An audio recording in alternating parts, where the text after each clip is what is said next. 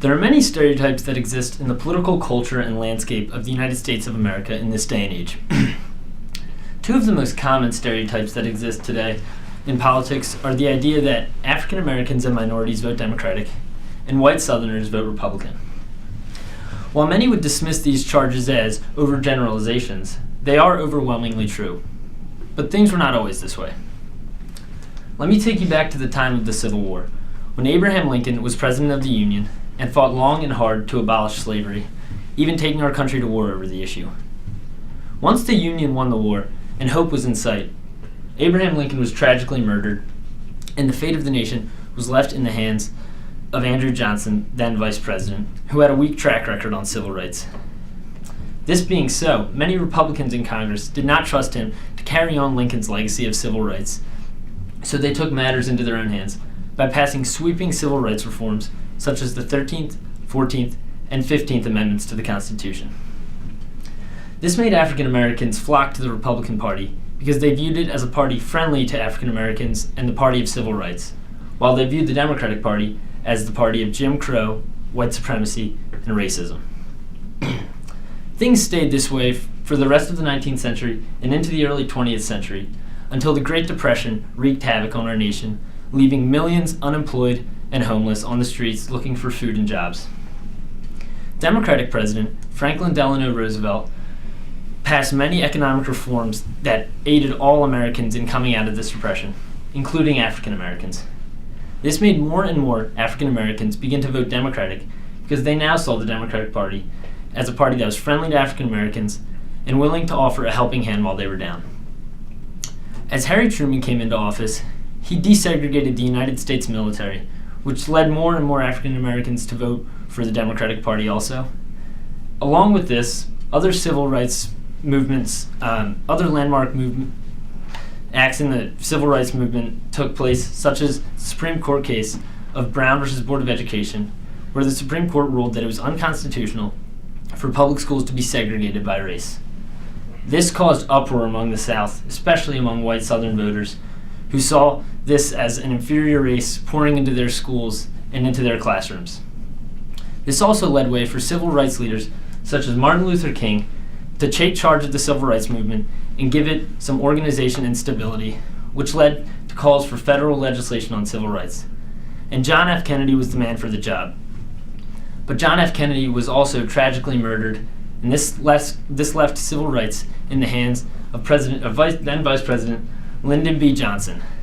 Lyndon B. Johnson, for those of you who don't know, was a Southern Democrat from Texas who had long been a part of the Southern bloc of Democratic congressmen who long opposed civil rights legislation. So many Southern Democratic congressmen who opposed civil rights legislation thought they had an ally in the White House who would not move forward on the issue. But boy, were they wrong. Johnson spearheaded the civil rights movement and pushed the Civil Rights Act of 1964 through Congress, but not without opposition. All of his old friends and allies vigorously opposed the legislation and debated it for 60 days on top of a 14-hour filibuster. But the bill finally passed. On the day that Lyndon B. Johnson signed this bill into law, he remarked to his advisors, "We just lost the South to the Republican Party for a generation." Now, I'm sure many of you are wondering how this party realignment took place, especially since more Republicans voted for this bill than did Democrats, and white Southerners started to move from the Democratic Party to the Republican Party. The answer lies in the election of 1964. Lyndon B. Johnson went up against Republican Senator from Arizona, Barry Goldwater, who was a hard-right fringe candidate who vigorously opposed civil rights legislation. As you can see, Lyndon B. Johnson won the election in a landslide, but he lost 5 states that had previously been Democratic strongholds in Alabama, Louisiana, Mississippi, Georgia, and South Carolina.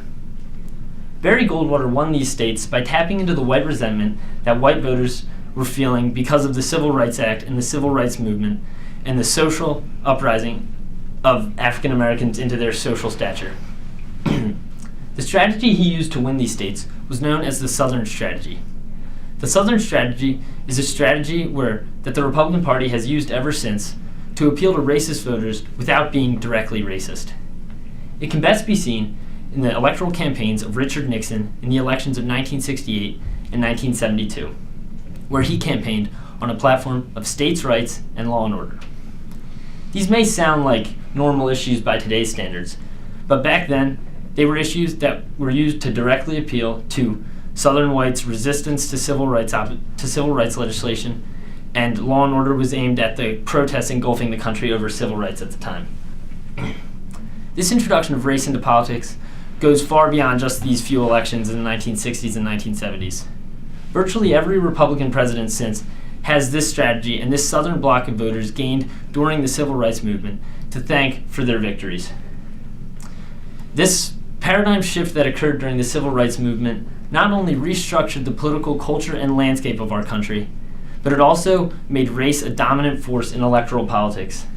This is a force that is bad for our country and that needs to be stopped because it only serves to divide us and not unite us like we need to be. Thank you.